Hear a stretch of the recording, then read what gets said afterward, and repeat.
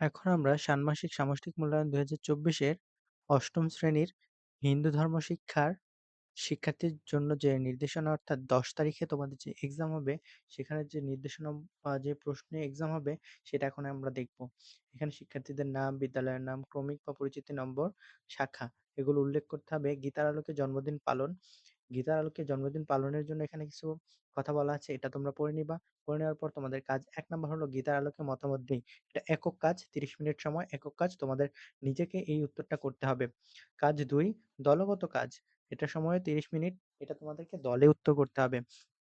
তো তোমাদের এই উত্তরগুলো আমি কিছুক্ষণের মধ্যেই আ করে দিব।